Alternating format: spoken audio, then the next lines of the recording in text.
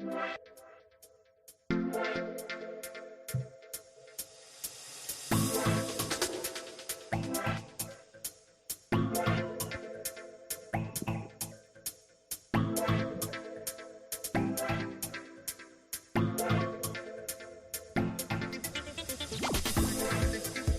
evening, good evening, good evening. Welcome in to another edition of the replay where we're trying to make your day. I'm your host, Jabril Rashad. And of course, you know I got my guys coming to the stage. None other than that former NFL cornerback DB out of Nebraska, Action Jackson, Mr. Tim Jackson. TJ, what it do, my brother? How's it going, my brother? Good to see you on Glorious Day. Right on, I got my other guy that hit him, man. That got me. I'm telling you right now, he know when to hold him, when to fold him. My man, girl, the G Alexander. DA, what it do, baby? 4949. Let's say this is What's another up? day of the replay, man. We want to welcome everybody in. We got the things we're going to talk about, but before we do that, we need for you all to go ahead and hit that subscribe, like, and share button. So, guys, let's get at it, man. Let me just take this down right quick. So, what we're going to talk about this evening is a couple things, man, but I want to definitely start off with that NFC AFC game on Saturday. They called the Pro Bowl game, but I was questioning whether or not if it was a Pro Bowl game or Pro Bowl shame. So, I want to hear from you guys, man. I'll give my comments on it. But Tim, I'm gonna start with you, man. What do you think about the flag football game on Sunday? That sounds funny, man. You know what I'm saying? It does, man. It really does. No helmet, no shoulder pads, and all that. It's like, whoa. I actually played flag football one day for the NFL. I did a little NFL flag football one time. It was like, man, the guys were pulling on my pants and stuff, man. I was like, shoot, man. I went up, the guy went to catch a ball, right? And I went up, the same guy who had tore my pants, he went up to catch the ball. I didn't hit him. But when he ran up and reached for that ball, my chest met his face. Right. And he went backwards. Yeah. So I was like, I shouldn't be playing this. So I stopped doing that. And so when I watch the guys, the intensity, they still didn't have a lot of intensity. They did pick up the energy a little bit, but they were jogging, having fun, and not really running around for full speed, not trying to pull a hamstring. The best thing was the skill things they was doing, the competitions they was doing. That had some intensity into it, right? Yeah, those guys, man, they were pushing and running them obstacle course and running through walls and jumping up and dunking. So they had a lot of fun with that, and they had energy, tug of war and all that kind of stuff. Those guys actually did some stuff on the skill thing. But the flag football, man, the girls play harder than they did. So that's my thoughts on that one. Well, DA, what you think, man? Did you get a chance to see it? I don't even know if you probably watched it. I don't know, but they had 55,000 people there in the stand. So somebody was looking at it. But what was your take on it, DA? It's an upgrade from the regular Pro Bowl, where the Pro Bowl had gotten to where they were in pads and playing softer than they did in the flag football game. So it's an upgrade. Now they just need to remove the flag football game and just do the skills and the obstacle courses. I'd rather just watch them do that, catching those punts, all of those. That's like more exciting than the game. The game was fun. Yeah, I liked it, especially that, that course where then they pushing them at the end on that little whatever that thing is called. Sled. The sled. The little sled. That was the most exciting part to me, like just watching that type of stuff. The game, he's just wasting their time out there with the game. So they just need to keep that other stuff and then just come up with, a couple more things where they don't even need the flag football game, because it's not football. Well, let's just check out some of the highlights, man. Because I got my little take on it, man. I'm gonna watch some of these highlights, man. That they was so I guess they feeling like kids all over again, outside the uniform. And I gotta admit, when I first saw this, you know, I was more or less like, especially seeing some of the Cowboy players. I saw Michael Parsons, C.D. Lamb. I'm sitting there looking at these jokers like, out here playing flag football. And I want to be in a Super Bowl, man. Right. And then you got a smile on your face. So I'm really like, ugh. But I must admit, the player inside of me, and it having, you know, been in those 7-on-7 sometime, and even playing football to stay in condition, you know, early when I was younger and stuff like that. It's just all the competition, man, and it be intense, especially if you ever played in a league, a Nike league that they had back out years ago. He used to play in this Nike league out at South Fork, where they used to film Dallas. There's a great pick right here. I used to film Dallas out there, man. We played out there in that league, and I'm talking about it was real intense, man. So I could see the jovialness, the enjoyment, the laughter, and everything that goes into a flag football game. That's what I started watching more so than just, oh, these are NFL players out here just, you know, in shorts and t-shirts with some flags around their head. I started looking at it from the flag league perspective. And that's what kind of got me a little bit more galvanized about it. But yeah, when I saw that score, it was like 64-59. I said, okay. They're gonna have to sell us a little bit better, NFL. But I don't know. What you think though, TJ?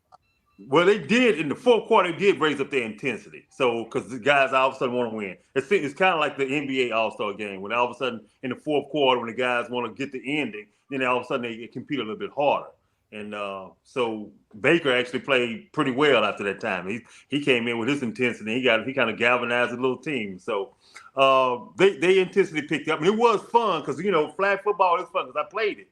And I can tell you, like I said, when intensity picks up, it's a fun game to play. Like you said, back when we was growing up, when we played football, it was flag football without the flag. It was touch football. We played touch, right? Yeah. Right. Yeah. So if we weren't playing tackle, we played in the streets. So we put moves on people and all that kind of stuff in the street, right? And throwing that ball. So yeah.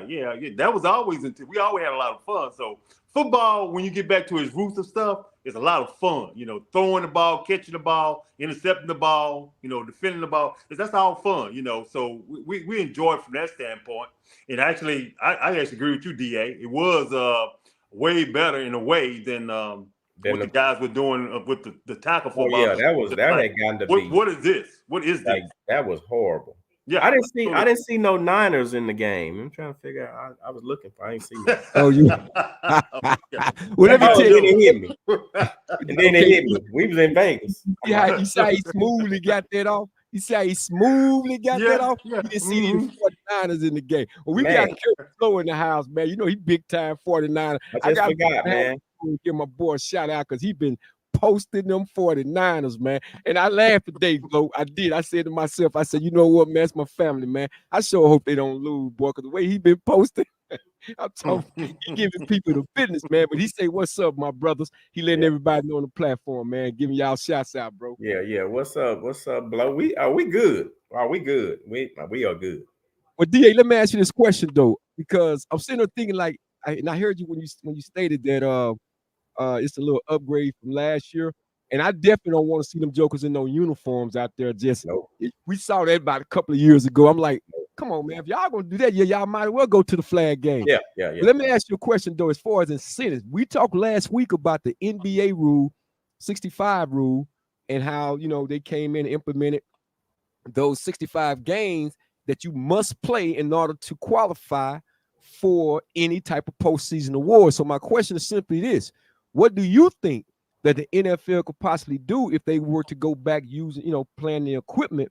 What you think they could do, man, to kind of spice it up a little bit, man? Because I heard something someone said earlier that they should guarantee the contracts, you know, if you go to the postseason. But I just thought about it. So you know what? Maybe the committee need to throw something around. But what you think, though, DA?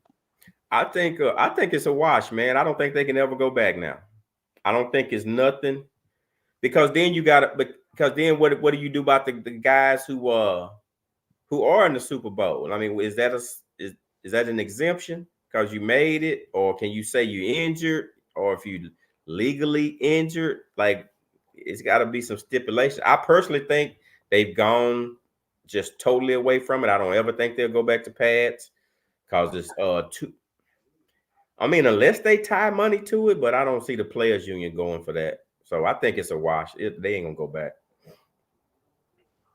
I think it's a wash. You don't think they're able to go back or will go back? No, they're not going back. Yeah, the only people gonna play a hard game to me is them young guys. Young guys, when they first get in the Pro Bowl, if you put the helmets and the pads on, them don't want to play hard. The older guys are like, shit, I'm trying to preserve my career. Because I remember Sean Taylor used to, you can go out there jogging if you want. He used to try to tear your head off when he played. Well, there's some people gonna hit me. So Taylor, me, I only have one speed. I'm gonna knock you out. Yeah. So if you come across that middle, you getting laid out. So that's how that go. But you know, I can lay you out nicely, and instead of the full blow, I can just get you the contact blow. You know what I'm saying? Where I just boom, right? Instead of pie-yow and then run all the way through you, right? So you know that's the difference. I hit you and not knock you all the way through the ground. Man, I can't wait to see y'all highlights. Hey, I was gonna tell you that too, though, DA, because you was talking about the highlights. I said, man, my highlight was actually put on VHS. You know, these young people, they wouldn't know nothing about no VHS tapes, but I had a real nice. I'm talking about it to show you like a forcing corner, what a forcing corner really looked like. And I just kept the same mentality from high school, man, because I was a safety. So it was like, I don't see no different where I should be. I'm not prime time now. I really wish, man, y'all could have seen your boy perform. But if they ever put that game on, I always say, put it on YouTube, 1988 Independence Bowl, when I played against Brent Favre. And I'm talking Cash Norris until he got off. He just said, I can't do no with him on the left side. I'm going to find it. I'll find it. Yeah. I got a number. Listen, I got it on VHS tape. If I got to find a VHS tape. You can go on YouTube and Google that game. I guarantee you it's on there.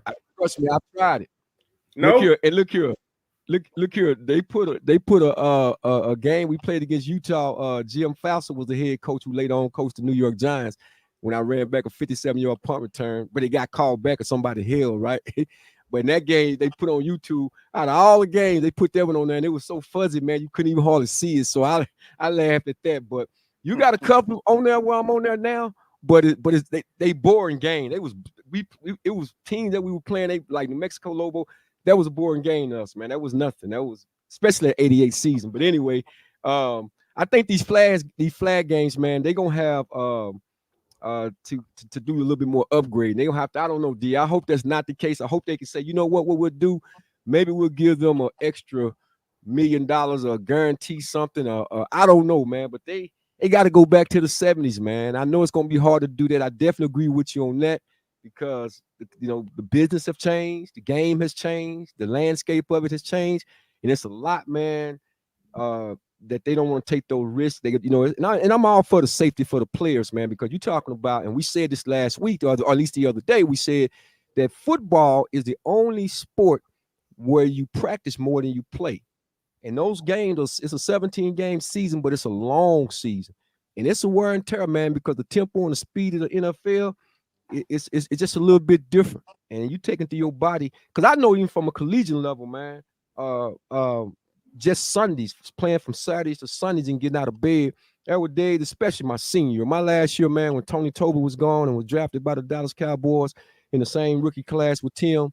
I felt the absence of a Tony Tobin. I really did, because it seemed like it was a lot placed on me being a fifth-year senior. I was supposed to come out in the same draft Tim Tim supposed to come out in 88. I'm coming in 89, but he came out in 89. Right, Tim? I'm getting that correct? Yeah, 89 draft. Yeah. And I would have came out originally with 89 with Troy Aikman, but Jeff George led our draft in 1990 with Emmitt Smith and us. But the thing of it is, man, you put your body through that, man, and I'm talking about I literally almost couldn't get out of bed some days. So I can only imagine when I went to the camp with the Giants, man, we just scrimmaging and having individual drills. So, but in a full course season, it is a lot of wear. It's a lot of wear and tear. So they would have to really, really sweeten the pie for those guys now, because these young guys, they spoil, man. After playing the flag football game, I think, Tim, you can attest this. After playing that flag football game the last couple of years, hey, man, them jokers ain't trying to go back to no pads. They're not trying to go back to pads and helmets. I don't even see it. It's gonna be hard. I can't even see it. And actually, DA, I'll say this to you. They actually, I was blessed, before Nebraska played the Colorado game, they featured me in their highlight reel. So I'll just have to send you. I'll send you that information. But yeah, they featured me in their highlight reel. So that was a blessing, man. You know, we work hard. We done our things. We have a few little features here and there. So yeah, I was grateful. I was actually surprised. I didn't know they was gonna do that. So yeah, but the Pro Bowl, man, that Well, hold on. yeah. Go ahead. Well, TJ, hold on for just a second. Hold on, me cut you off. Because every time this joker come on here, man, you know I got to give him a special shout out because he's a special kind of brother. If you know him like I know him, man, he tapping in from a 314. He always got something to say about his. That's my brother though, man. You come on here, man, all the way down representing St. Louis, man. I got my boy Willie Drake, and he already shot in the South talking about what's up. But in reference to me, he talking about I know you got burnt by Favre. First of all, I can't get burnt by Favre. Favre ain't out there running no routes against me. You know what I'm saying? So talking about I got cooked. But see, that's the thing about it though. I'm gonna ask y'all something. Did y'all see in the Philadelphia Eagles out there Pro Bowlers? I'm just asking. I did. Yeah, I think I saw. Man, y'all got real quiet. They mean tell me well, Jalen Hurt. Yeah. I think Jalen Hurt. I don't know. Slade was there too. Did y'all see any of them out there? Yeah, Slade was there. He was out there playing. Slade was out there Darius, playing. oh man. Darius Slade was cornerback. One is stealing money right now. Yeah, he was on there. Anyway, a lot of guys didn't play, so my boy Will Draco. So yeah, also shout out to Blessings, man. She's that big. She's out of Detroit, man. Detroit, Michigan. She's a big Lions supporter, man. I told her I was gonna get them Lions a shout out, man. I definitely did that. Blessings, welcome aboard. Glad to have you with us this evening. I really, really hate what happened to them Detroit Lions. You got DA sitting out there. You know, he's a big. I apologize. I apologize for that. I'm sorry, Blessings. Like we just had to do it. If it's me or you, it's got to be me. And she put it out. She want to make sure y'all understand that she do live in Dallas. You know, she's by way of Detroit, but she does live in Dallas. But she won't play them Cowboys, so we don't. I don't know. You got to check in with the committee. I don't blame her for that. But yeah, he loved with it. That San Francisco attire, and I had him. I had him Blessings. I had Detroit going into San Francisco, and I really thought they could have did and should have done it. I mean, if it weren't for Super Ego Coach, we talked about it. Had it not been for Super Ego Coach, but you know, hey, with that being said, I gotta take my hat off. San Francisco prevailed for a second week. Now my boy Curtis, he seemed to think because I'm talking about he been posting. He said, "Hey, y'all finna shock the world, DA, and we're gonna get into the pick today." Okay, now I don't know because I heard Steve Wilkes. He went out there, man, and I guess I don't all the comments, but he done gave them a little old tongue lashing. I don't know if that's gonna help against Pat Mahomes, man. I don't know all about that. But you can speak to it though. You can. Well, I mean, that's another reason I thought that after they watched that tape, that they would just be so embarrassed that they are going to play the best game of their careers. I think every defender, offensive player on the Niner team is going to play the best they ever played. And that's all I'm saying right now. I just agree. The way he got on them, I was like, okay, man, you should have been doing that like the first quarter though. But you did it after the game or halftime or whatever. But all right, I think he got him. He got the eyes open, and I'll say more when we do our picks. Yeah, we're gonna elaborate a little bit on that more. But I want to go back to right quick on this NFC AFC game as well as the whole weekend itself. I think the weekend was really great. I think a lot of the competition things that I saw, I didn't get a chance to see everything, but did y'all see the tug of war? I don't even know who won it. Did the AFC win that? NFC. The AFC actually won it? No, NFC. Oh, NFC. So did the NFC actually dominate the entire weekend? They dominated the skills position. They really didn't dominate the game. They actually dominated the skills position. That's how they got most of their points. Yeah. They got 3 points each time they won the skills position. That's how the score got so high. So the score wasn't just football; it was some of the other stuff added up. I saw some. Yeah, they was accumulating the points and stuff like that. They spent out a lot of money. I tell you, NFL did to put this on, man. And again, it sounds like you all saw a great majority of it, more so than myself. Unfortunately, I have been a little bit under the weather, so I didn't get a chance to watch the way I wanted to. However, I heard there was a lot of events that went on and the things that I was able to see, like the quarterback company thing. I don't know, I don't know how I felt about that because the only one I saw was Baker Mayfield. Who was it? Baker Mayfield, Jalen Hurt, CJ Stroud, I know was in it. But the ones that I probably would have wanted to see in it, man, wasn't. I don't think Josh Allen was in. I don't think Lamar was in it, and Joe Burrow. I guess Joe Burrow still hurt. I guess he can't do anything. I guess, but and I don't even know who won that competition. But I was just like, I don't know. He spent a lot of money, man. I don't know if the fans got everything. Maybe they did. Maybe you had to be there to kind of get the whole full effect. But what did y'all see coming from, I guess, from the television? Well, first you had to be a Pro Bowler, so and actually be one who was going to play in the game. So if you wasn't one of the active players that's going to play, you wasn't going to be in the competition. So that's one of the things. So those are the Pro Bowl guys that actually in the competition, and otherwise it was ho hum. It was, I must have really been, I guess, cause you saying they were Pro Bowlers, Tim? So you telling me Baker Mayfield was a Pro Bowler? Yeah, with Dak and a few other guys not playing. Yeah, that's how Hurt got in first. Somebody didn't play. That's the best thing he probably did, man. Didn't play. Yeah, it's a number of guys didn't show up. It's like 2 or 3. Yeah, Dak wasn't coming, man. Lamar wasn't coming. They ain't trying to show their face like yet. Yeah. But that's what I was talking about. I think earlier, they said man. emotional. They had emotional injuries. So right now. So. Hey man, I said it earlier. I don't know if I could have showed up, like especially with the way I'm looking at Michael Parsons. And what y'all smiling about, man? Maybe they just out there because they figured, man, I got a payday coming. I don't know, but once you get in the circle with your brothers, though, y'all got to remember this, though. When you get in the circle with your brothers, though, that relieves some of the stuff that's going on. You may have walked in that door with all that pain and all that luggage on your back, but when you walk in with your brother and your brother come up to you and you talking and interacting with your brother, after a while, it dissipates. Your brother kind of sheds away all that pain and all that hardware you carried on your back, So that's a great thing about brotherhood. You know what I'm saying? So right. Which I'm glad that you is bringing it up now, Tim, because we got a very, very interesting talk. Y'all know how we do on the replay. Like I said, if y'all are just coming in, man, make sure y'all hit that subscribe, like, and share button, man, and call a friend, tell a friend, keep this thing motivated, keep it going, man. But we're gonna talk about on that culture part of the segment. We talk about African American History Month. We're gonna do exactly with what you just talked about, my brother, and that's one of the topics I want to talk about this evening. Am I my brother's keeper? Am I my brother's keeper? We're gonna get into that in just a second, but so I just want to recap, man. Like this NFC, I think the NFC won the game 64-59. They had a lot of fun, seemed to have a lot of fun. Again, I got into it, to be honest with you, because I just saw the child in me, and I can see them guys with smiles on their face, and it's just the competition of it, and they was vying for something. But then after it was over with again, I kind of went back down to my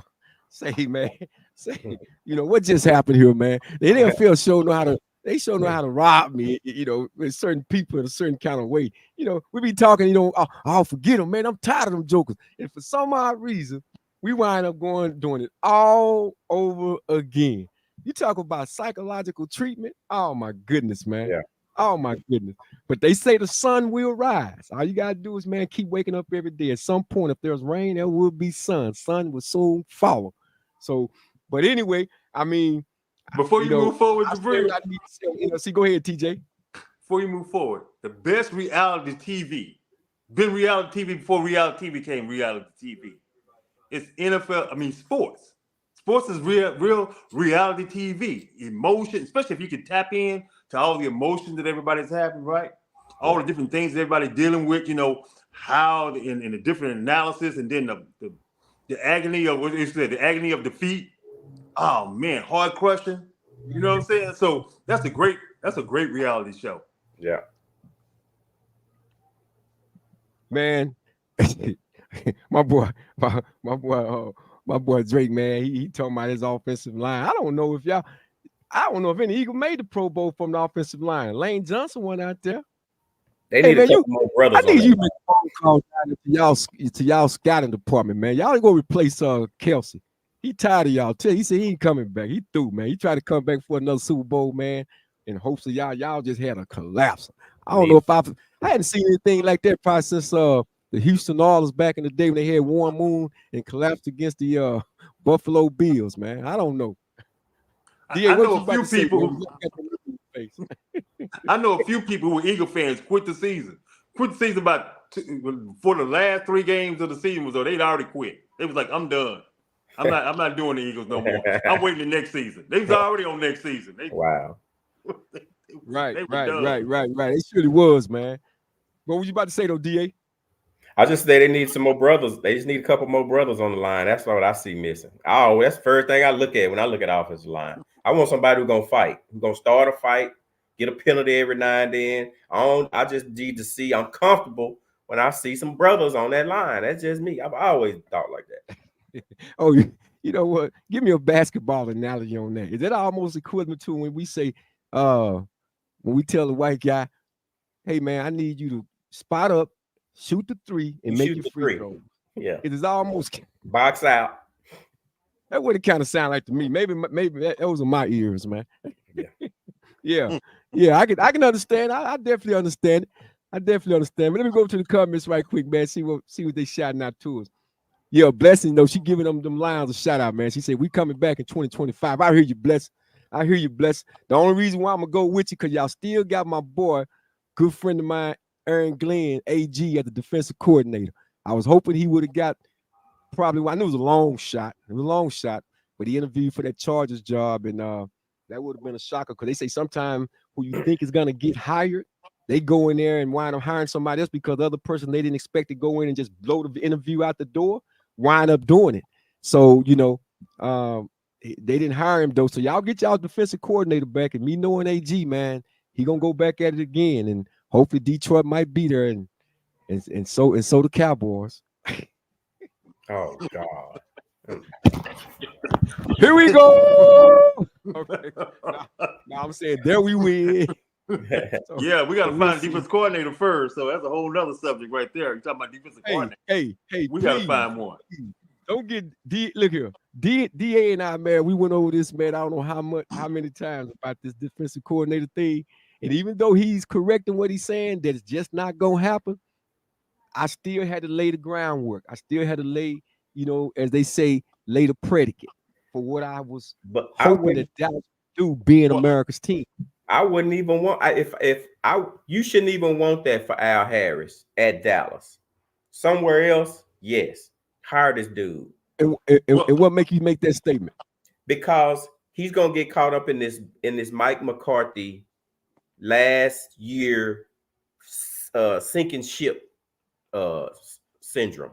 He's gonna get caught up. As soon as it don't go well for McCarthy, he going down with him, even though it may not have been his fault, or they just gonna use him as, hey man, yeah, we just cleaning house now, and then he's gone. I go somewhere with an up and coming coach, so you can have you 2, 3, 4 years that you can work through your issues and build your own team. Don't take that Dallas job. That's the worst thing he could do.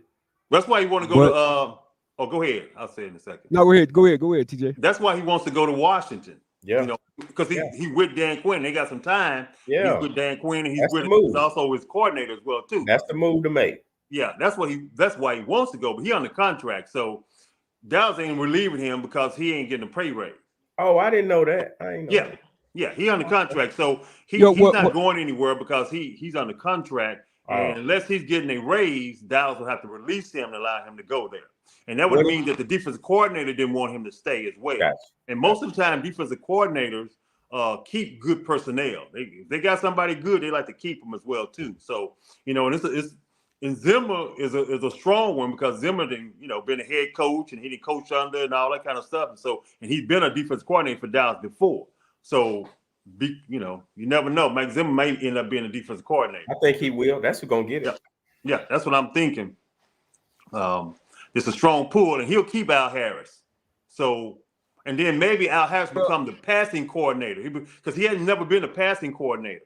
So maybe he'll become the passing coordinator. They'll get him better because he'll then have more responsibility because he hasn't even been a passing coordinator where he has the grind to design everything and make sure everything is actually set up. So Whit that's what Whit's position was last year.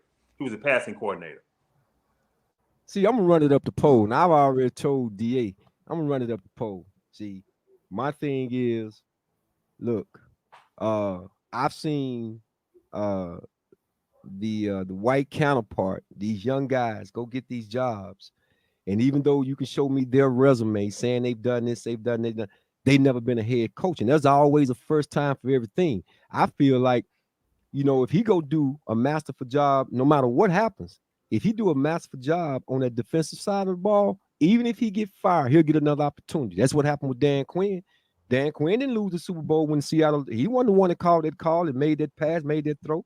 But at some point, he got another opportunity. Not only was he a defensive coordinator, he became a head coach of the Atlanta Falcons. And then they go and lay the goose head to the New England Patriots. Well, guess who's the offensive coordinator? Kyle Shanahan. And so he didn't lay, he could have vetoed it now. He could have said, hey, man, now start running this football. He could have vetoed Kyle and said, no, we're going to do it this way, the way Jimmy Johnson used to do Ernie Zampese and North Turner now. But he didn't do that. And what happened? He got knocked back down as a defensive coordinator. And what happened? He got hired again. So I'm simply saying, man, look, Al, if you look at his resume, that's why I sent it to you. When you look at his resume, I don't care what nobody say. Experience trumps everything. That dude was a 2-time Pro Bowler. That dude been in. You know who make the great coaches, and you'll see that. You see it from the collegiate level. You see it. You see it in the NFL.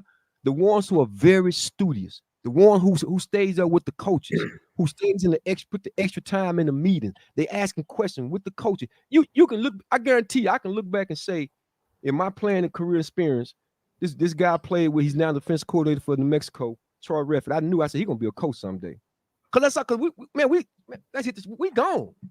But he was always extra with the coaches, So at some point, your playing ability, your experience of playing the game, your knowledge of the game. Hey man, I'll go with Al Harris over many of these coaches that they bringing in the interview right now, and that includes Ron Rivera. To me, I don't want to hear about. I know he played in the league as a line, which he did. That's experience. Linebacker, went to the Super Bowl, Chicago Bears, was a head coach, went to the Super Bowl again, lost with the Charlotte Panthers or what have you, and all of that. Even with all that experience, that package, I still take a young Al Harris, and that's just my view of that.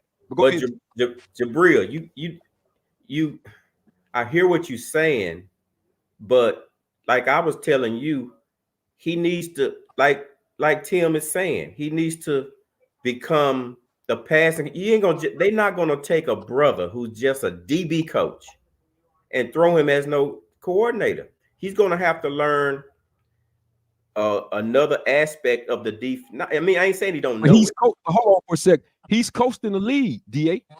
He's coasting the league. He started his league in 2012. He's coasting the league. Then, okay, look at perfect example. I just named him, Aaron Glenn. Yeah, you sent me the stuff about that. All that was administration. Being a GM of it, that's administration. That's major. The only thing they have to do, hold on. But the only thing that they have to do, Aaron Glenn in that position, is evaluate a team. But when you're talking about coaching, But he's played. He knows that part. He was a player. So he was a player. He already Aaron Glenn. So Aaron Glenn goes. Your argument. Aaron Glenn. Okay, but what I'm saying though, DA, Aaron Glenn goes from a player, right? Go do his management job, because he really a business guy too. Because I've done business with AG. I know AG. I could have worked for his company. I know AG personally. I'm saying he gets back into the game by coaching now. So that didn't work out for him on the administration part, because that team you was talking about, the Houston, that was a small arena team or whatever that was. But now you're talking about a coach. So he gets an opportunity to go coach the Cleveland Browns. That's how he get into from Cleveland, he go to New Orleans. Did a good job there, go to New Orleans. Go to New Orleans, do a good job there. Now, guess what? Him and Dan Campbell play together at Texas A&M. He bring his boy along. That's kind of like the coaching carousel. One person looking out for another. That's really almost how he got the defensive coordinator job for the Lions, if you want to be honest. But look what happened when he got it. He proved himself. He proved himself. So all I'm saying is, if Al Harris really wanted to do that, if he really was vying for that, I'm saying give him a shot. I'll take that. For what I've been able to see with these Brandon Staley's and head coach of these guys, I'll take Al Harris because I don't care how much time these dudes done spent. Brandon Staley, the other guy, I can't think his name, that was coaching, got fired too. They still go up there, get 3, 4, 5 years, or maybe get a 5-year contract, still don't do anything in 2 or 3 years, then they fired. So I'm saying, come on, man. I'll give dude like Al Harris a chance. I give him a chance. Go ahead. Let me give you a different perspective, a little different, and kind of intertwine both of what you guys are saying. Actually, agree. One thing, Coach McCarthy, Al Harris is a Coach McCarthy guy. Besides him being with the defensive coordinator, so he played for McCarthy, so he has that background with him. So he's actually been with him and been around him. So the key would be this to me for Al Harris. If he's interviewing and he wants that and he really wants to be that position, then he has to be prepared. So when he goes to the interview, he needs to have his structure, what he planned on doing for the defense, his plan, how he gonna call plays, and exactly how he's gonna instruments things, and his plan for how he wants the rest of the defense and the defensive line, all that kind of stuff. Because he got to go beyond just the secondary. He got to have a plan for the defensive line, the linebackers, and everything at that time. And so with that, that's where he has to be. So I don't know if he's been doing that, and I don't know how he's interviewing. So I don't have no, hey, this is what should be and should not be. Because to me, it's up to Al Harris to how he interviews and what he says and what he's going to do to actually galvanize and make that person believe that, hey, I can do the job. I got the X's and O's. I got the diagram. I got the plan.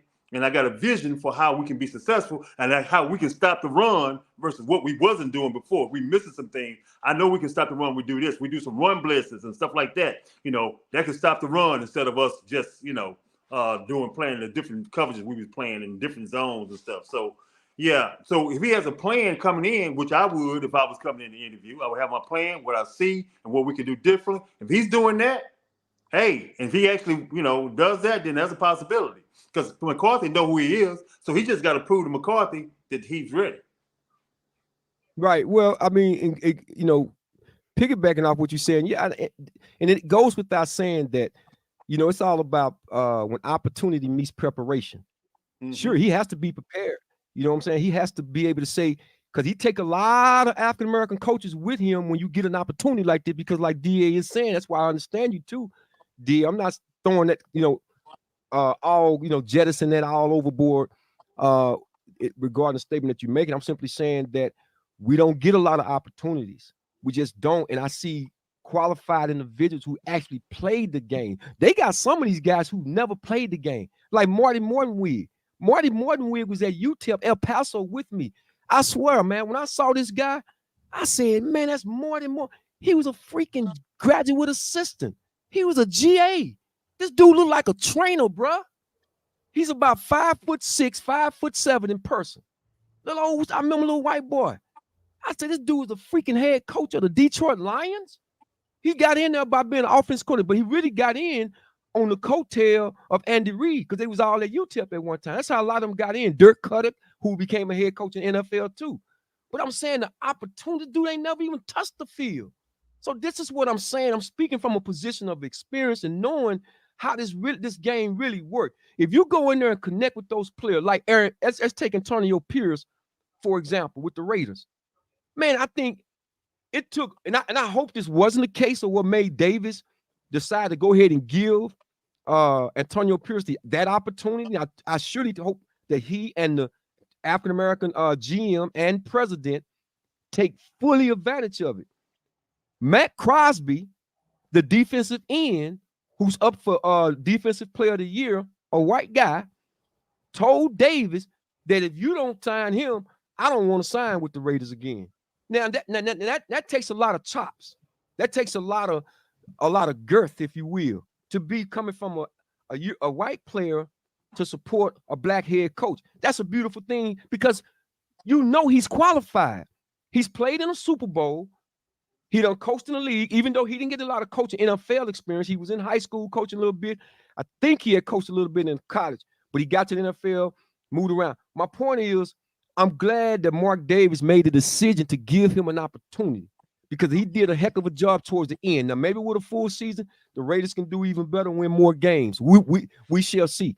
All I can say is that if we don't at least get the opportunity, man, we'll still be waiting. Because what really got me, man, is when I saw Mr. Willie Brown years ago, for the Oakland Raiders way back in 1976, man, when they first hired Art Shell as the first African American head coach with the Raiders, and Willie Brown them was over there as the cornerbacks coach, DB coach. You would have never even known it, man. That like this guy played in the game, picked off interception in the Super Bowl. That's one of the biggest highlights. If you ever watch the Oakland Raiders when they played the Minnesota Vikings, they always show that interception. I remember like a kid yesterday when it happened. You never really heard about this man anymore, right? Because he never had the job, the Emmett Thomas's name and all these dudes, man. So I'm just saying, look, there is a failure in anything that we do. But I'm simply saying, DA, Tim, is that if we sit here and keep waiting and keep waiting and keep waiting and keep waiting and keep waiting, it ain't gonna never change. But these same young boys who never been a head coach, though, I don't care how long they've been assistants and where they come from with college, they ain't played the game. And they get a job, man, so quick like this here, man. And it's like a carousel. They implement the Rooney Rule, and the Rooney Rule is a Rooney fool.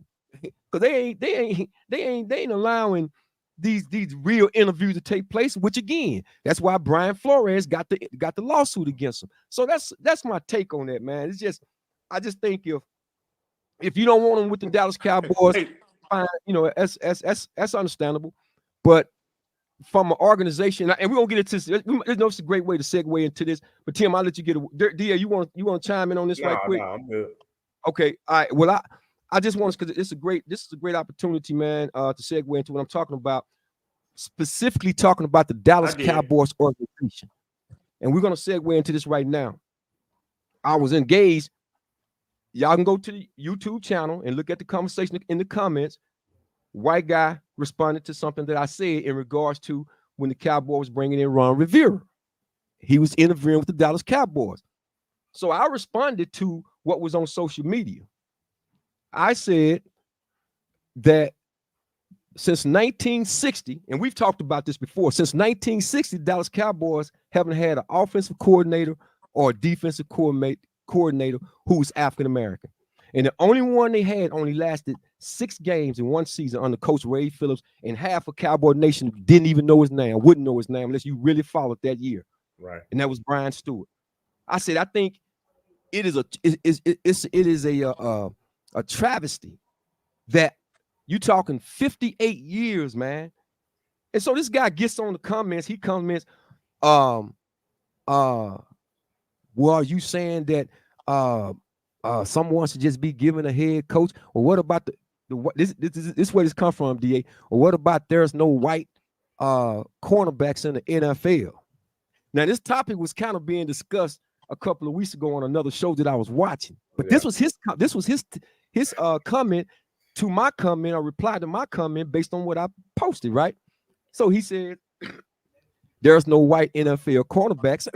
How would you feel if we just, I guess, go ahead and give a head coaching job to an African-American female? I said, you like that? He said, with that mindset, and I'm kind of paraphrasing, right? He said, with that mindset, he said, I'm what's wrong with this country. End quote. Man. What's wrong? Oh, yeah. Wow. Yeah. So you got the right one. Yeah, you got the right one. So I responded to him. I said, and I ought to pull it up if I could, so I can get it correctly. I don't know if I can. I'm gonna try to see if I can remember all that I said to him, but it went a little something like this. I gave him the history. I said, first of all, my statement was I approached it intellectually while you have an emotional rant. But since you're blinded to what I was talking about, let me revisit that. I said in the history of the Dallas Cowboys, and I went back over this whole thing about them not having a African American offensive coordinator, or defensive coordinator.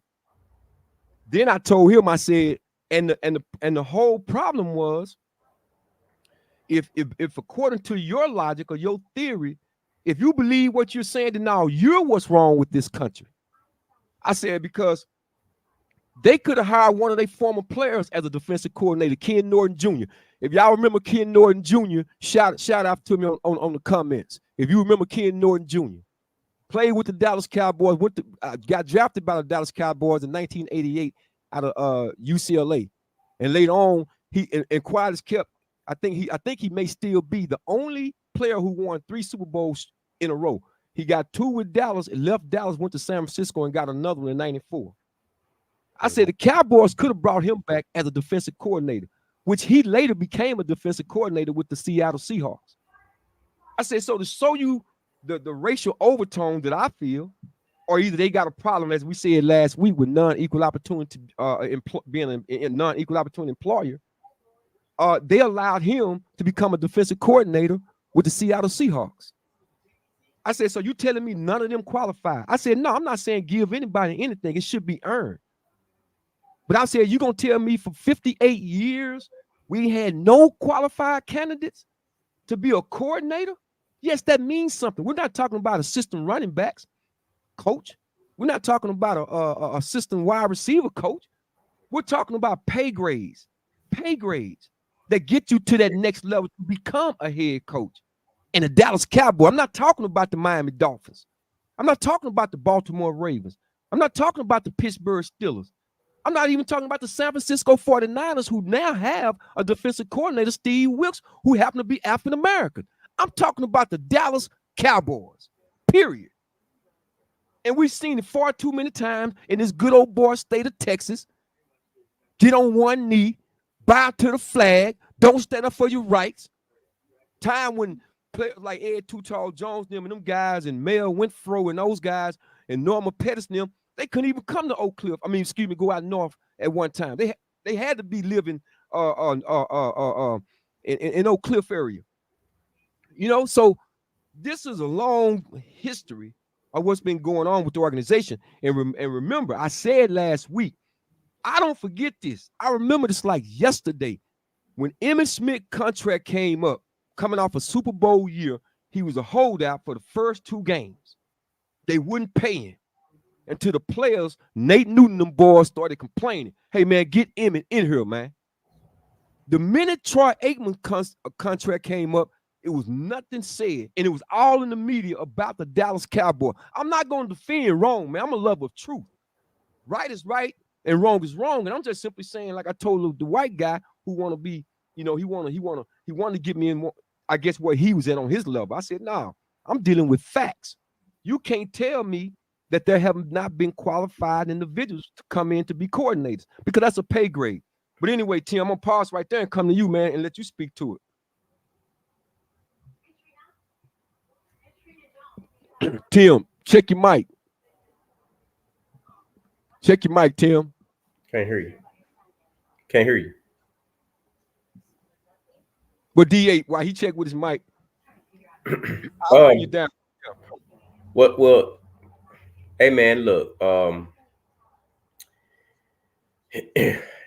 not only have they not promoted from within, they haven't even taken a step to get some of the ex-African-American coaches who are, we're talking about brothers who are qualified to be head coaches. They haven't even said, let's get one of those guys. Let's get Leslie Frazier. Let's get just like the head coach at Todd Bowles. They haven't even decided to take a step towards even getting a qualified African-American head coach and bring him in as a coordinator, just like the rest of the teams do. Leslie Frazier, all of those other dudes who got Raheem Devon. I'm not right. Raheem Morris. They haven't even decided to say, we'll go get one of the old, and we know they qualified if they were head coaches at one time. They won't even go get one of those brothers and bring and put in those positions. So it's they ain't even taken one little baby step toward that. So that's why I say Al Harris should go somewhere else and build his future. I wouldn't stay in Dallas, because it's not going to happen for him in Dallas unless something, 10 years later when there's a new regime, maybe. But as long as the the Jones Mafia is in charge, they're not going to get those type of. I like that DA the Jones Mafia. Yeah. No, respect. I feel where you're coming from. I just like I said, because it's the Cowboys. I'm saying, we said the other day, I said, you call yourself this moniker, the America's team, then you should be the one that's setting the standard. Right. You understand? Yeah. You should be the one that's setting the standard. Why? Because you're the most polarizing team, and people are going to look at you, regardless of what everybody else is doing. So when you don't make the right hire, man, you know what I'm saying? It looks, and they just got, and the thing about it, and I come to you right quick in a second, Tim. I just got to get to the last point. I listened to 105.3, and they never mentioned, I using the word minority with Coach Ron Rivera. So I can't even use that language with him. Right. But they didn't even mention no African American coach. That was my whole issue. And nobody's calling in saying nothing, like it's just another stroll, just another sunny day, another stroll through the park. Nah, I can't get with that. But go ahead, Tim. Well, let me give you a little intimate story. And this one, not directly the Cowboys, but actually directly deals with the story. You mentioned Emmett Thomas a little bit earlier. And Emmett Thomas was my secondary coach, and Richie Pettibone was defensive coordinator when I was at Washington Redskins. And so Richie, at the end of the season, I remember at the end of the season when I'm actually deciding between San Diego and Washington, Emmett Thomas was just angry. He was telling me, hey, go with the money. You know, this was he telling me, go with the money.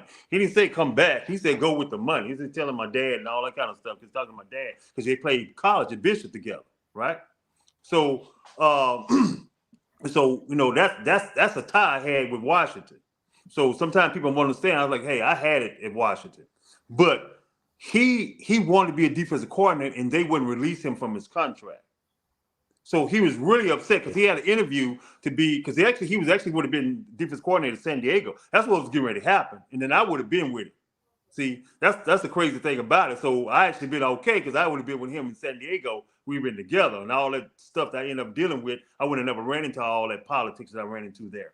But they wouldn't release him from his contract. So many times, you know, even we have an opportunity, sometimes people keep us down. That's why they had to change that rule where if you actually upgraded, it started with Emmett Thomas. He's one of the people. If you actually upgraded, they had to release you from your contract because he was one of the people that was going nuts about them not allowing him to be a defensive coordinator. He was just furious that they wouldn't allow him to go and upgrade and become a defensive coordinator, and he's a secondary coach there at Washington Redskins. So, I mean, wow.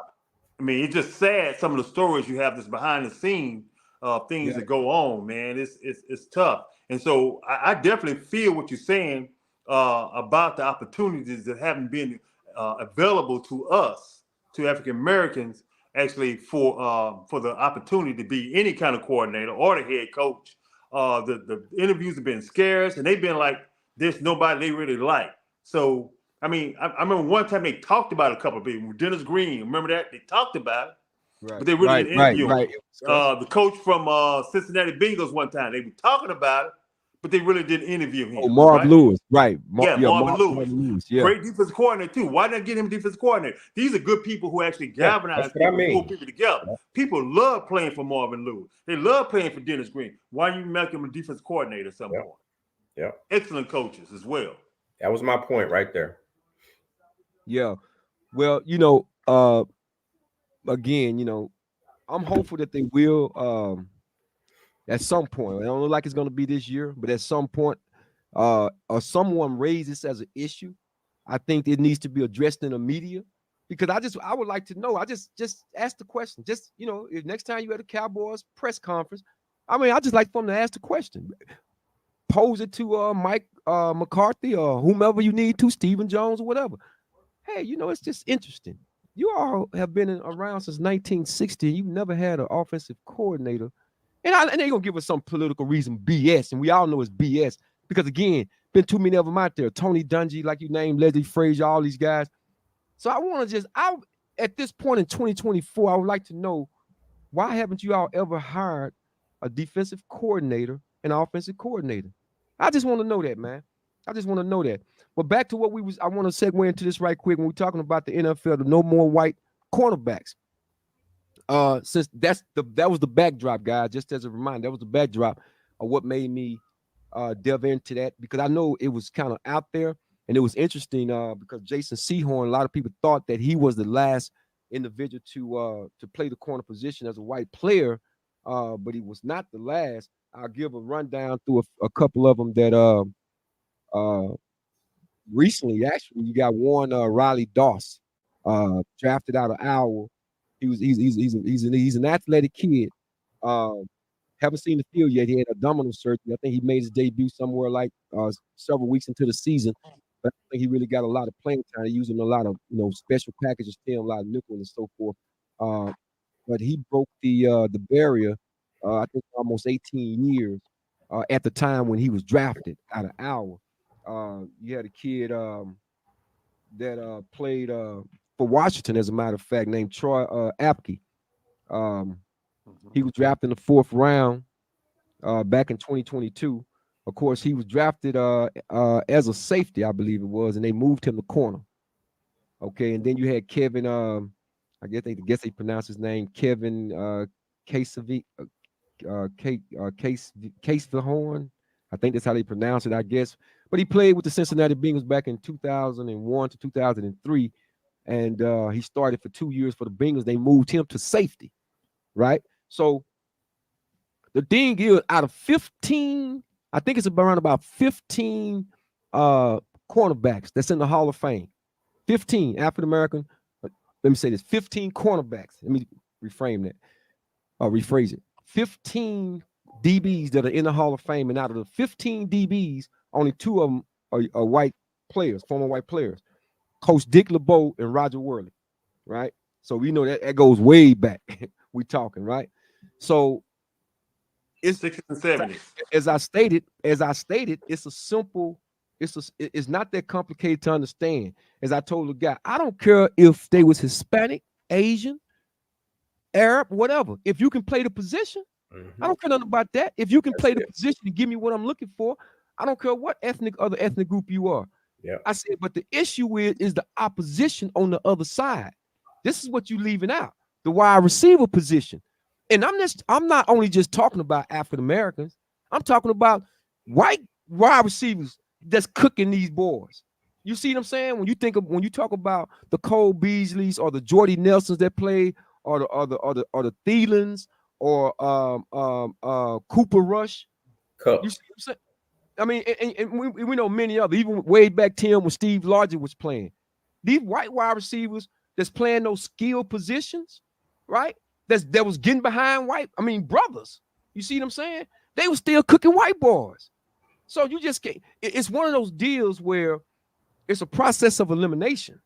Either you got the footwork and the hips to play that position and all that it encounters, or you don't. You don't have it. Now, what happened, if many y'all remember this here, y'all shouted out, there was a safety that played with the Dallas Cowboys by the name of Charlie Waters.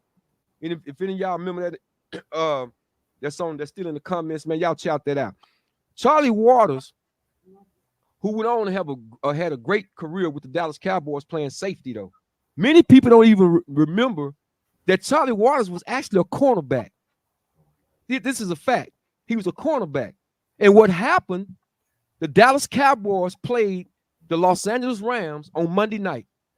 He went up a guy by the name of Harold Jackson out of Jackson State University. He wore number 29 at wide receiver. And he beat Charlie Waters like playing the drums. I think he beat him for like 3 or 4 touchdowns on Monday night. And they moved Charlie Waters back over to safety. And he never saw corner again. So this ain't no new phenomenon. This has been going on for a while, because if you put this guy out there on that island, see, Jason Sehorn, he was a tall, kind of slender. I think they drafted, I can't remember exactly what Jason had played at. But what they didn't understand was you had the pass rush, that fast car pass rush that the Giants had early on, and he played a lot of zone. They played a lot of zone, a lot of cover 2. And he was athletic in the cover 2 system, in the zone system. He wasn't playing man-to-man like Deion Sanders now, who can run Tim, they don't understand the level and the speed of the game. It changes, man. When you get from college to the NFL, one thing I learned when I got up there, you better be ready, man, to come off that line when the receivers come off the line when they release. Because if you don't, they're going to blow right by you, man. gonna blow right by you. But go ahead, TJ.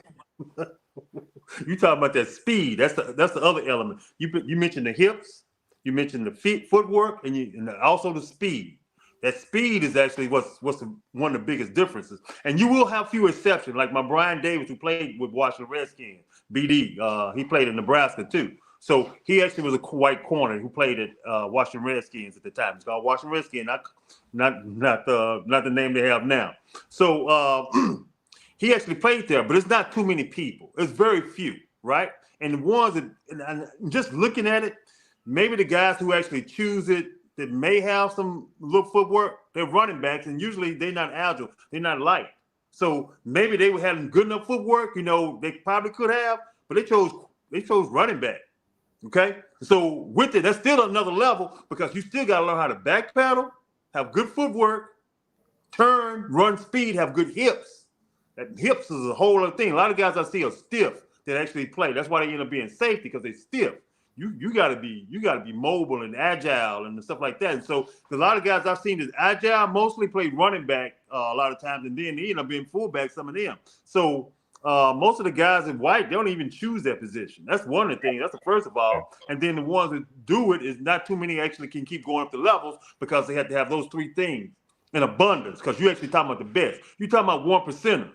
1% from high school make it to college. 1% from college make it to the pro. So you choose a position, you got to be one of the best at it. And so why choose a position if you think you're not going to be one of the best when you're going against those receivers that you just mentioned, Jabril? That's a tough road to hoe to actually try to be that and play in that position if you don't have those three ingredients at abundance. I'm talking about the elite level. So even with the guys people want to call slowness in the NFL, they fast.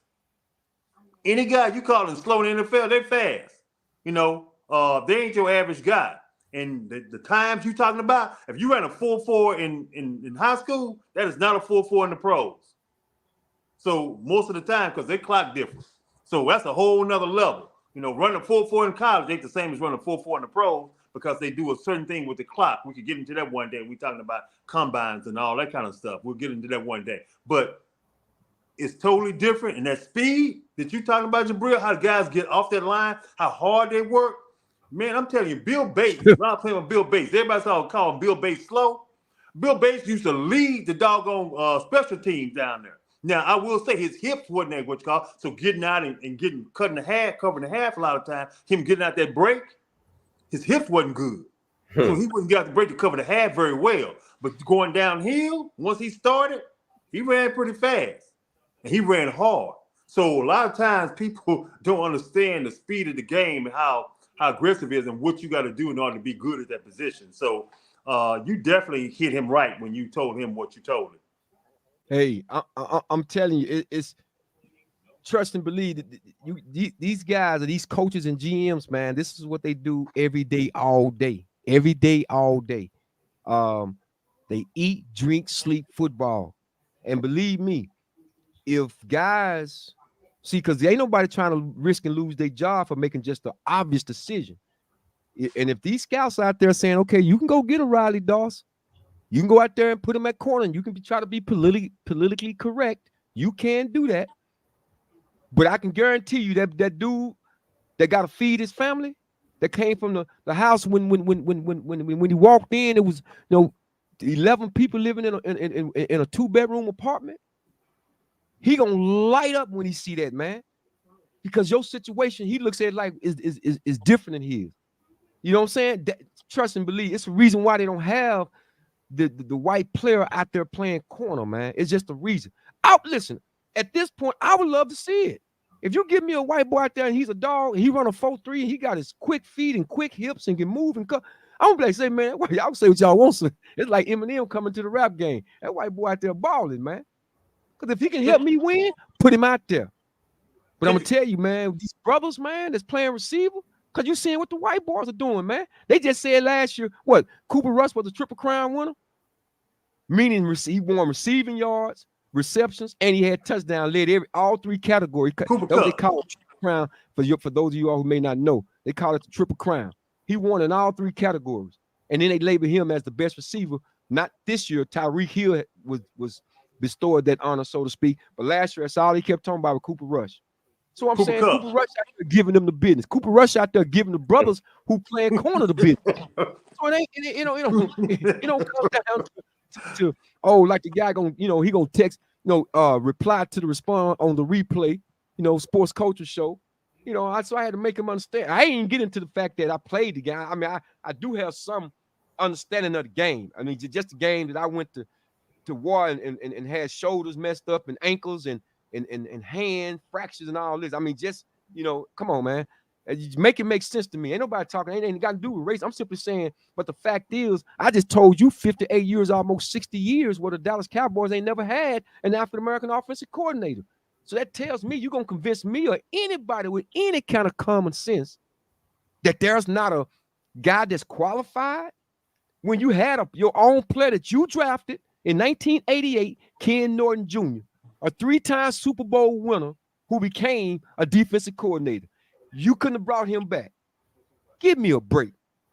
Give me a break. I'm not buying it, even if you put it on discount. I'm not going to buy it. Not me. Hey, but guys, listen, man, we can cover this again and again. But I know, bro. I want to hit this one thing, though. Man. I want to hit this one thing before you go forward. There is a cornerback that we're going to. There is a cornerback that's coming in the draft. Actually, it's going to probably be a second-round draft pick. That's a white cornerback. So we'll look it up and we'll have that information. And so we want to follow him and see what's going on since we bridged this conversation. But he's really good. Right. We'll see how good he is, whether he can make it to the next level at a high level. That's coming up. Yeah, I saw that. They got him projected going to the second round. Yeah, we're gonna definitely keep an eye on that since we got on this conversation about the white NFL cornerback. So now we're gonna go ahead and turn this and segue this thing over to the topic of the evening when we're talking about Am I My Brother's Keeper? This is African American History Month, y'all. This is just not a sports show, but it is a culture show. Again, for those of y'all who are joining us, man, if y'all would, y'all please go ahead and hit the subscribe, like, and share button. We're talking about Am I My Brother's Keeper? Am I my brother's keeper, which is a Old Testament verse in Genesis chapter 4, I believe verse 9 it is, that was asked when Cain slew his brother. When Cain slew his brother, not only did he was, disrespect, as we know, if any of us familiar with the scriptures, he murdered his brother. The word slew, he murdered his brother. But I asked the question. The physical murder, they say the first murder that took place, right? So how do we move from that stage to this stage in 2024, where we are today, to have to ask this universal question? I call it universal because brothers are all spread across the earth. Am I my brother's keeper? That's the question. So we're gonna talk about it, because you don't have to kill your brother and strike him with a rock. And understand that when you read in certain things in biblical scriptures, not everything is to be taken literally. And what I mean by literally is that a lot of these things are metaphors and allegorical, like a rock.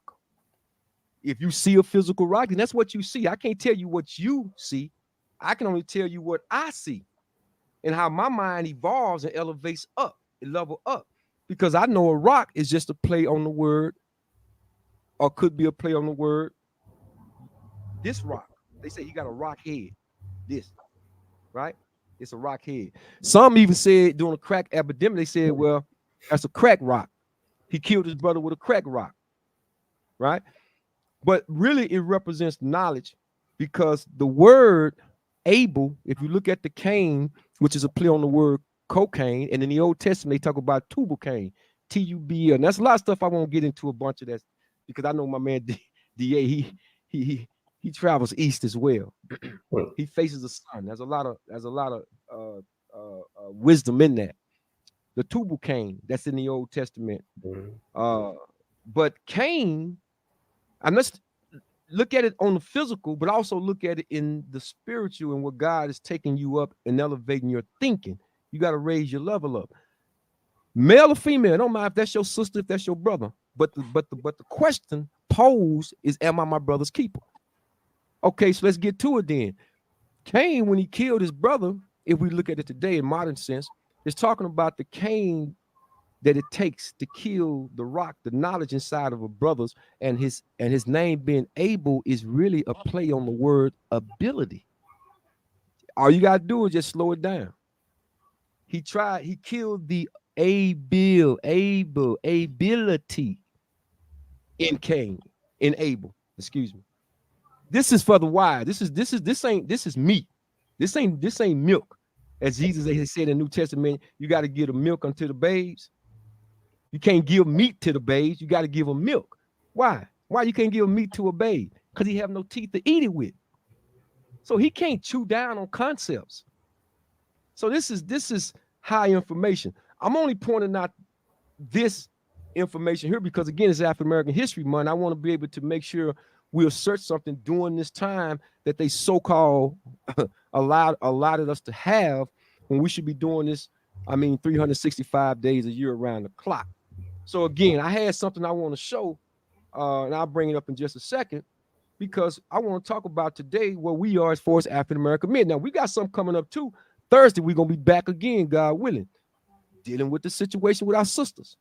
All right, but tonight I'm talking about the brothers, because we're going to talk about it, D. I know it's one of your favorite topic subjects, man. We're talking about us and how we need to galvanize ourselves, to be there for ourselves. I got a brother. Well, I'm not going to say, well, I say it like this. One of my brothers was on my heart. I just reached out, just, early in the morning. I didn't know if he was getting up going to work.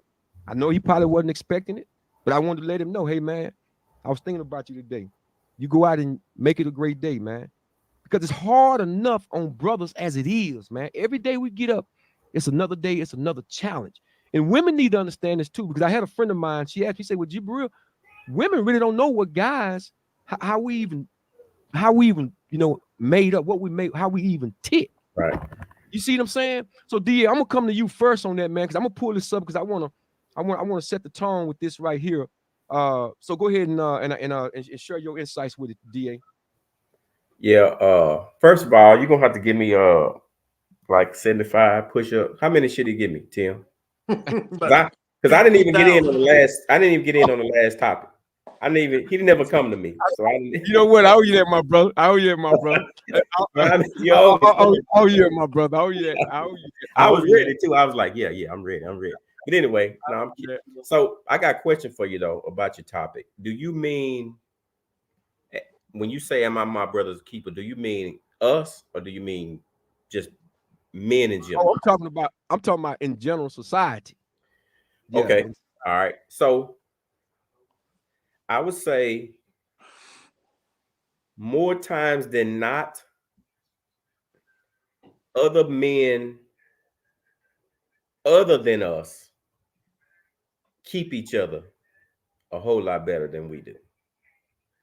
And the reason I say that is because, and I could be just so off on this, but my feeling has been that it's been a while since, and we're getting away from it more and more, that we just back each other up and correct each other. Like we can't, like we're in a time where you can't really keep your brother because he ain't trying to be kept. For example, let me just liken it to rap music. When it first hit, it was like, oh man, yeah, they just telling a story. They're just telling you what's going on in the hood. Okay, cool. But it quickly started going from they telling a story to I ain't even from the hood, but I think that's what I got to do. So I'm just going to get out here and I'm going to make these lyrics. They're going to be degenerate lyrics. They're going to put our women down. We're going to just start denigrating the whole community. And I think at that point we should have been our brother's keeper, as in say, man, we can't do this, man. We can't keep, they're going to allow us to do it. The record companies are going to promote it. They won't promote themselves doing that. Michael Jackson, just for an example, Michael Jackson was the greatest pop artist of all time. He said, sue me, Jew me, kick me, kite me in a song. And most most black people didn't even know what it meant. It's derogatory term for Jewish people. They made that joke a pull. They had to change the lyrics on any outgoing that song around the world. You would not hear that. Listen to that song right today. You will not hear. Ain't no version you can go back. You know how we have explicit lyrics, we have clean. Ain't nowhere you can go find that version anymore. They wouldn't allow him to just say that as a term, but they will promote us saying killer N-word, killer N-word. You are this, you are B, you are H, you are P. They promote us doing it and denigrating each other, but we can't even say even one word that makes them look inferior or a derogatory term. So that means it was up to us to police ourselves, and we didn't do it. We didn't have each other's back in that manner. We weren't keeping each other to say, man, we gotta, I know Farrakhan tried to get those brothers together and say, this music is gone from, okay, it was this kind of, you telling your story to where it's just destroying our communities. It's destroying young people's brains, and because we could just listen to the music as an adult and kind of decipher, hey man, we like this beat, or yeah, we understand what he's saying, but we don't live that way. It ain't us. To where the younger generation start hearing it, and that's all they knew. That's all they knew. So that's all their kids gonna know. That's all their kids gonna know. To where it's just out of control now. To where kids try to live those lives and they ain't got no. A lot of them aren't raised that way, but that's, if you see them, you won't know this kid is from an affluent family or that kid is from the hood. It's like they're all the same now. Like they're all trying to live that life, and we never corrected each other, man, when it came to that. We never said, hey, black man. I mean, we know we don't have a lot of us, as many as we should in our communities, but we never say, man, we got to do something different. Like Snoop, Dr. Dre, Ice Cube, Eminem, 50 Cent. We can't do this, man. I know y'all big in the game and y'all got money, y'all got power, but we can't keep going down this road, bro, because there's no that light at the end of the tunnel is a train. So in that aspect, I think we haven't kept each other. Like even the things that brothers do, we haven't been able to go to a brother and say, man, I don't think you should be doing that, or man, we can't keep doing this as a people. It's not enough people doing it. So in that aspect, I say we are not our brother's keeper anymore. Wow. That's profound you said that. So Tim, I'm coming to you on this, TJ, because you just heard what Daryl just said, that we're not our keeper, the brothers' keepers anymore. And I remember back in the day, they had it was a religious group when they used to go out there to Old Texas Stadium. Well, it was something a little bit different. It was a diverse group. But they tried to assert that we're all under the human umbrella, the human family. We're brothers in that sense, in the spiritual sense, and I respect it and I understand that. But I'm talking about when you sort it out in terms of, and that is a universal. Let me say that it's a universal scripture that's universally embraced, or should be universally embraced by all walks of life. But I want to ask you this question though, TJ, in terms of what Daryl just stated, that we're not holding each other accountable. We're not being responsible enough, with the respect that we should have for one another as men. How would you, if you had a chance, let's say if you had a chance to control the country one day and you wanted to put a speech out, what are the steps that you think that you would take to begin us to engage, to have that more of that trust as opposed to that distrust just amongst African-American men? Well, the first thing I have to do, I have to differentiate a couple of things, because we went from telling stories of the hood and then just telling lies that we could. I'll say it again. So in that, we were telling stories with rap and all that kind of stuff. It was about storytelling. Yeah. Then because we started to tell lies about our own lives, about what we were doing, all that kind of stuff, echoing what DA is talking about. And I would say, if I was pulling together, I would have to understand this. As a community, as a brother, I would say, it's up to us. We are a brother keeper in this way, in that it's up to me to uplift. the Me Too correct, which is what DA said, not enough correction went on. But I do remember shows coming on quite a few where we was having debate about rap and what was going on, and most of them will say, hey, I was telling a story, right? But it moved from that, and we're not having those debates anymore, right? So right now we're not having that many debates about it. We have talking points, we have podcasts, talking points, but we're not having debates anymore about the conversation. And those people actually just go on and keep saying this and still have trap, the trap music and all that kind of stuff. So it's still going on. It's pervading to where we're telling stories about and still talking about hurting each other, right? That's correction. We need to correct that. We shouldn't be talking about how we're gonna hurt each other in our bravado of actually how tough I am and how manly I am. I'm gonna harm you. And the idea of this, I remember one time there was a term that was being used for a while, and I listened to this term. It was the word thug. Until this day, people still use the word thug, right? Mm-hmm. And what thug means is actually to take something that doesn't belong to you. Okay, by a rough way. And so if you put any other acronym behind it, I don't care if you say corporate or whatever else you want to say, because corporate thug was the term that was being used. And when you don't really think about that much, it doesn't have a big meaning to it. But when you really dissect that, and you say, hey, corporate thugs is taking something that doesn't belong to me, right? By any means necessary, right?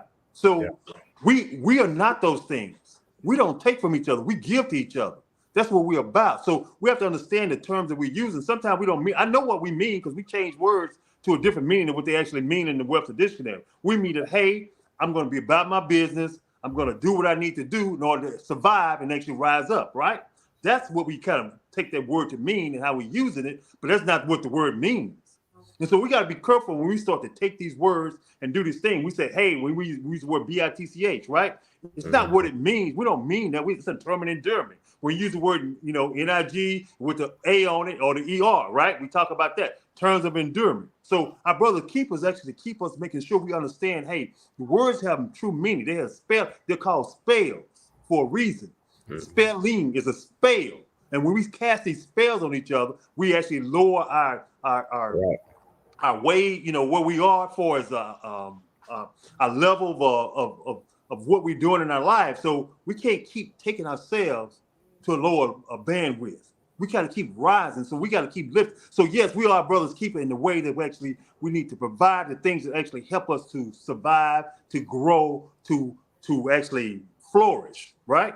We have to do those things. And no, I'm not the brother keeper that I keep up with you in everything that you do. No, I'm not the brother keeper that actually I have to have control of you. No, we should have that freedom, that creativity. No, I'm not the keeper that actually makes sure that I know exactly where you are at all times, but I am the one who give you instructions, who actually lift you up, who help you grow and evolve. That's what we got to keep doing for our community. And we got to create forums for us to do so too, so we can have these conversations, so we can actually debate the real intricate details of things that actually make a difference. Quit putting our spells on each other. Right. That's a big thing.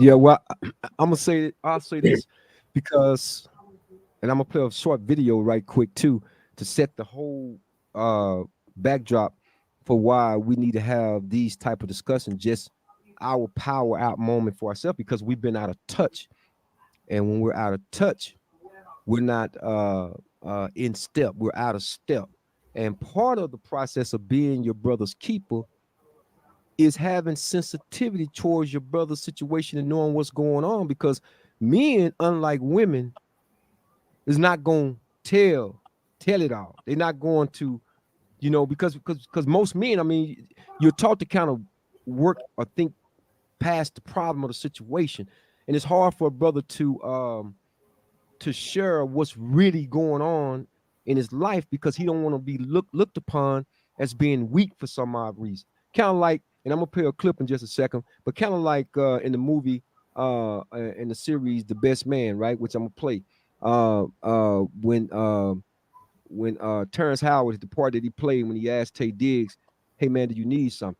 And in the beginning, "Oh, I'm okay. I got it." And there's a lot of reasons for that, right? There's steps and levels to that, right? Because we've created this false narrative in this environment, in society, man, that I gotta have it. I gotta be on 10 always. I gotta be, here always. I can't falter. I can't pause. I can't stop. That's not true. That's not true. You're trying to give yourself straight A's every day. It's okay to get a B sometimes. It's okay to get a C sometimes. The goal is to perfect the steps. The goal is to strive towards perfection, because that's what we're all doing. We're all in a race going toward what is good. I hope you should have good intentions. If you have those good intentions, all you got to do is continue to toil and struggle, because surely after you struggle comes ease. With toiling and struggle, when you finish toiling and struggling, after all you've done, ease will come. Because even if you don't accomplish the things that you're trying to pursue, God has already rewarded you, because at least you had that desire, that motivation that a lot of people don't even take the time out to even assert themselves. So when I talked about am I my brother's keeper, I got to play this clip, because this really set the tone for me. And every time I see this right here, man, it touches me so much. It's like, this is what I'm talking about. This is what I'm talking about. I'm gonna give you a little backdrop to it first. Many of y'all probably seen the movie anyway, but I just want to recap it right quick. And so we see in a clip like that, a guy's hurting now, right? And I had put that out before, because I talked about the child. Who does it affect the most at the end of the day is the child. You taking my child and moving away, not in the United States, not across, town, not around the corner, but to a whole nother new country, right? These things happen in real life, right? But here you have an individual like Taye Diggs playing this in this role in a real life story. He's hurting now, right? He's hurting now. I just talked about brothers being keepers of one another. Am I my brother's keeper? For those of you who just join us, don't forget to hit the subscribe, like, and the subscribe, like, and share button. I got to slow down sometimes. I'm moving a little bit fast. Mind moving fast, trying to get to this before we have to wrap up the show. But we're talking about brothers. Am I my brother's keeper? So let's get to the next one right quick. Because in order to be my brother's keeper, I got to know, what am I keeping? What am I trying to uphold? Because I have to keep the standard with him or whatever he's going through. And I have to be able to understand that he's going through something. There has to be like a sense of urgency or a recall to have that connection with my brother. You know what I'm saying? Because that's the only way, man, we're going to be able to get through all this stuff. The only way we really have, even back then. Imagine them our ancestors, man, them slaves, man, them brothers, them Mandinkas, them Fluani, the Wolof tribe. All these tribes had to come together, and they spoke different dialects too. But they still had to recognize pain and suffering was universal on those slaves ships. That was universal. Amistad, man, was about Senku, who was a prince from Mendi. He was a prince. They had to collectively come together. You understand? They had to be each other's brother's keeper. Because we're talking about the African American History Month right now. So here you have an individual who's hurting, right? Let's get to the next one. He's hurting. He ain't talked to nobody yet.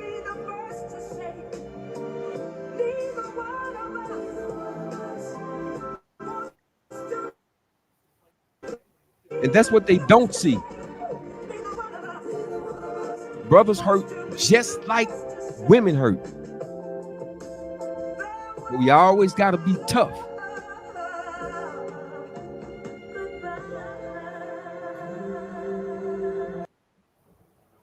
You see? And so I'm going to show this last one. And this is one that really, really, I tell you, man, when I see it, I might have to. I might have to end the show sometime when I'm watching something like this here, because this is deep, man. When you start thinking about it, we're talking about African American History Month, something that I'll never let die as long as God has breathed the spirit of life in me.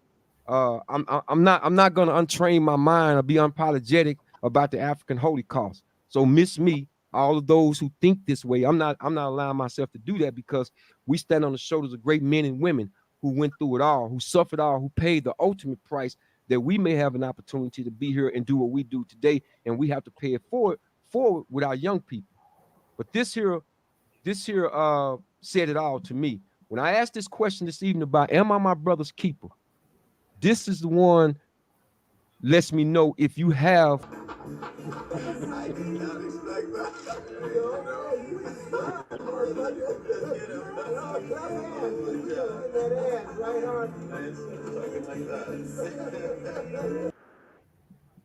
So there you have it, guys. There you have it. Am I my brother's keeper? And I'm going to answer by saying, yes, I am. I think that when we do those things, man, it brings about a universal understanding that we're better together than we are apart as men, especially when we get ourselves together. Because when we can be better for our women, then we'll be the man that we need to be for them, and that's going to make our society even better for our children and our posterity, our children's children. But D, I'll come to you. What I think, I don't know if you, but D, I'll come to you. I know you stated something a second ago. Tim, or was it you, TJ? One of y'all said something before we started the video. I think it was, well, no, it was you. It was you last time, TJ, right? So let me come to DA on that, man. My fault. But go ahead, DA. Yeah, I hadn't seen that movie, but I think those brothers had always, even in the first one, kind of, you could see that they kept each other's back. You know, they had each other's back no matter what. You know, regardless of what happened, you could see that they had a pretty tight bond. We are our brother's keeper, but I think the issue is us not delivering on that. Because yes, you gotta deliver on it, because you're supposed to be his keeper, but are you keeping him? You know, and most times, like, you don't know when your brothers need to be. Just, you know, we keep so much in, you know, we suffer so much alone. And, you know, I read the book Men Cry in the Dark, you know, because it's true. We don't want you to see us weak or hurting or broke or, you know, heartbroken, or, you know what I mean? We weren't raised for Showing their vulnerability. yeah, we weren't raised to show Yeah. weakness. So it's difficult for even people to know when you need to keep them or have their back.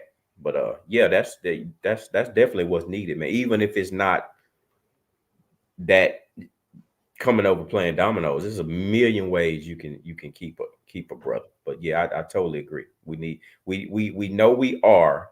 We just need to act on it. Well, y'all chat out in the comment. We won't get into a whole dialogue Q&A because we're about to wrap the show up in just a second right here.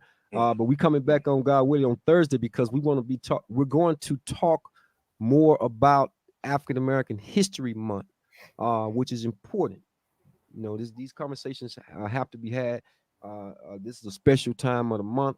Don't get a chance to do it all the time. We should be doing it. At least I know I can only speak that for myself. I've been training my mind this way for over 32 years. So this is just one of the things that I do. But Tim, go ahead. You got something to say on it?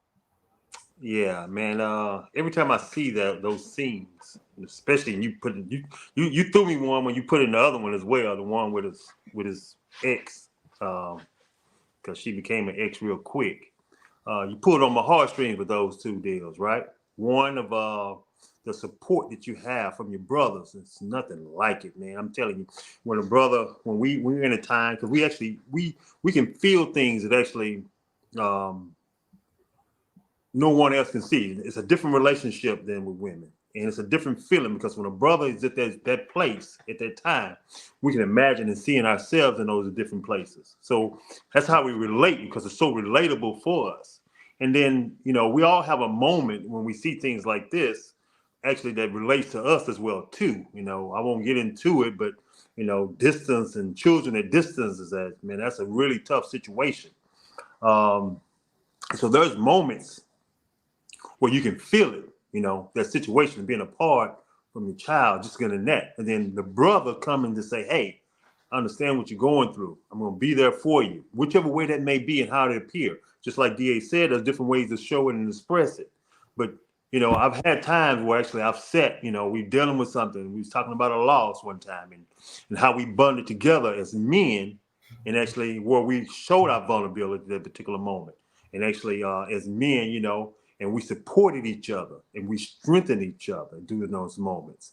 And it just creates an even stronger bond. So it's a blessing to have. And so for those of you who don't have it, find it. Find those who are genuine with that heart.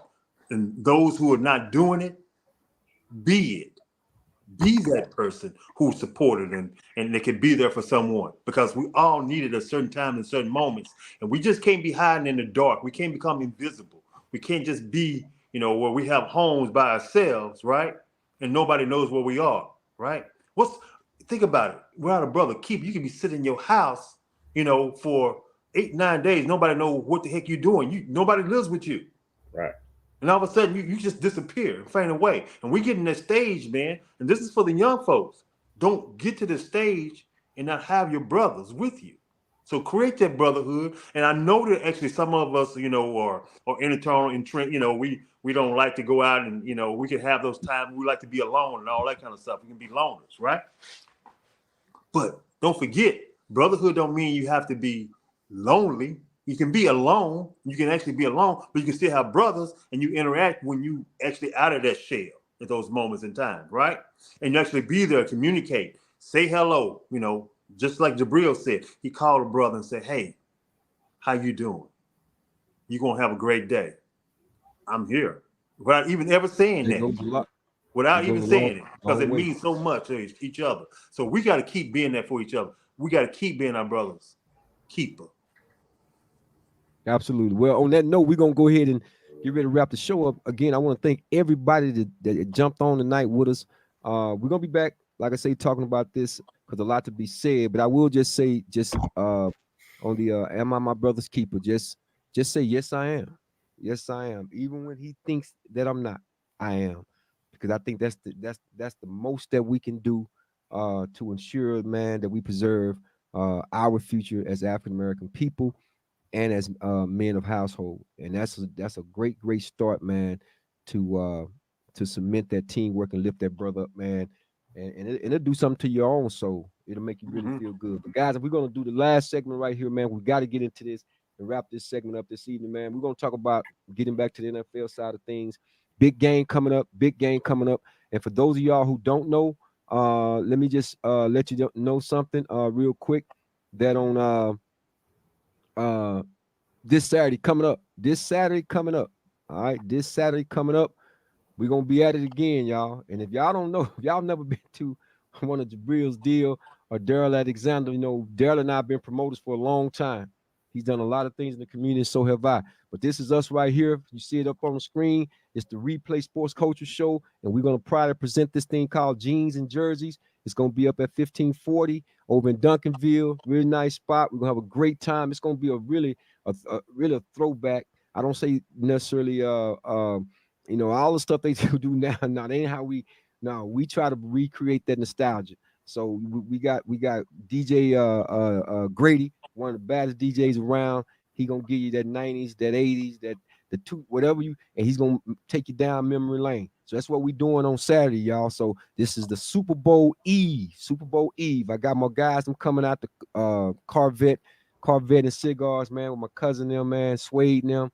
They gonna be up there. So we're gonna have a great time. So y'all can relax in your jeans, your jersey, your hoodies, or whatever you want to do. This is still grown folks' business, man, and we're going to enjoy one another. And one of the things about it, we bring out the people, so people haven't seen each other like even at my birthday bash, it was like I heard some people say, man, I ain't seen them like in 20 years. And people embracing one another, exchanging phone numbers and cars and business cards and talking.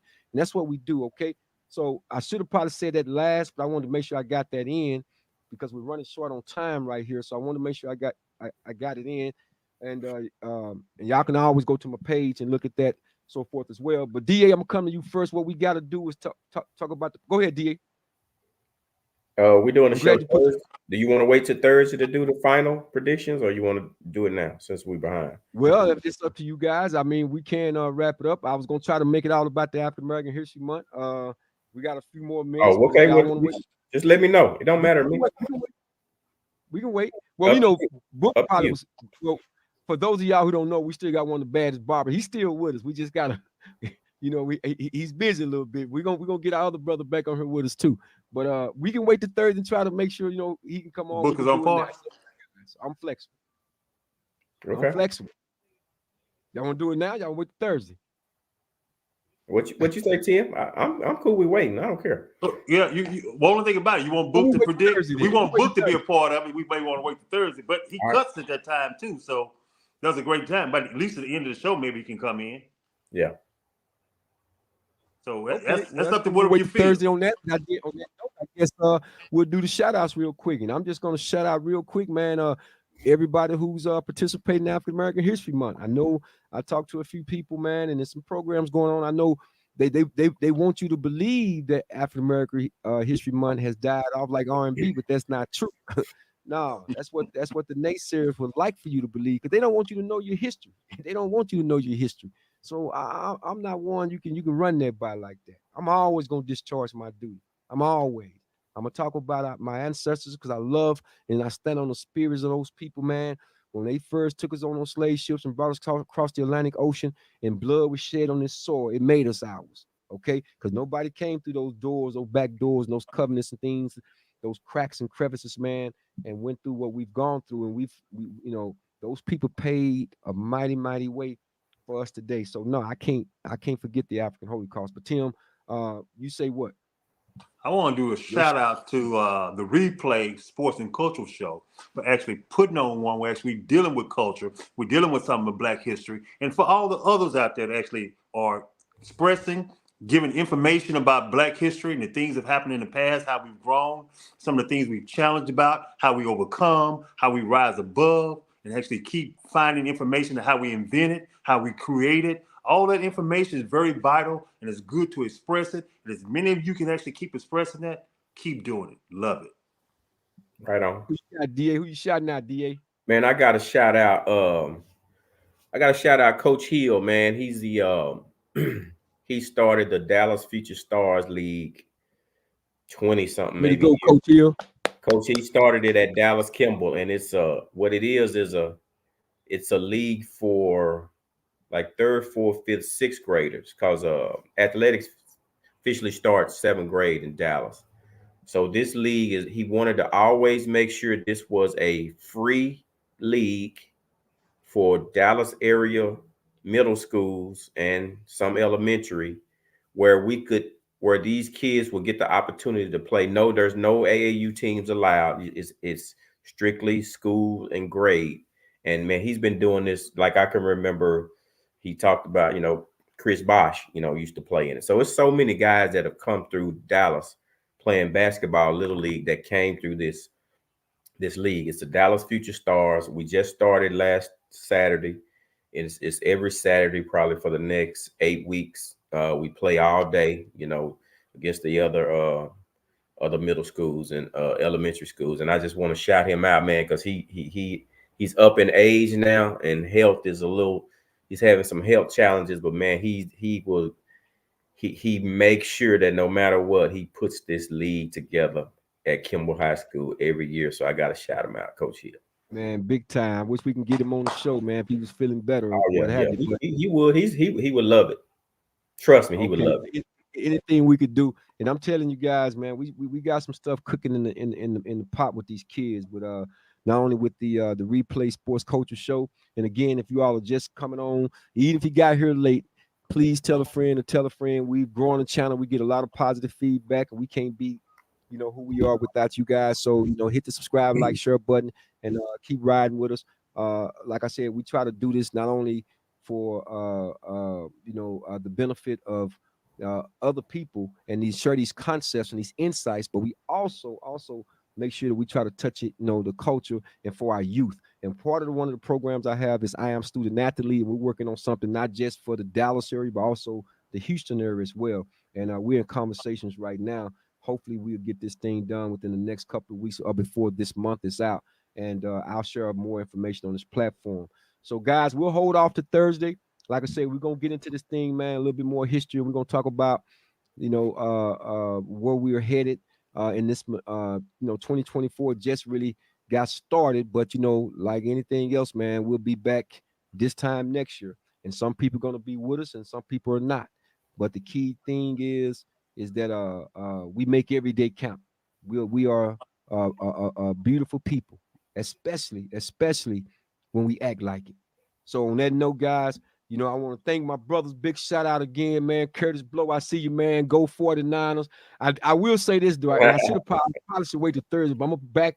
The only reason why I'm leaning y'all way now is because I want to see my little youngster Tayshaun go out with a Super Bowl. Because I do think his dad told him if he get that ring with the 49ers, I think he's gonna retire. And when I see him, I can't wait to see him, man. Y'all don't understand. This little dude, man, it just touched my heart, man, to see him living his dream right now. It just touches my heart. So I'm leaning, but if Curtis don't come off these posts, man, don't worry about Curtis, man. Worry about yourself. Go Niners, boy. Brother, man, that's my brother. If he don't, I'm very confident. What I'm gonna do, DA?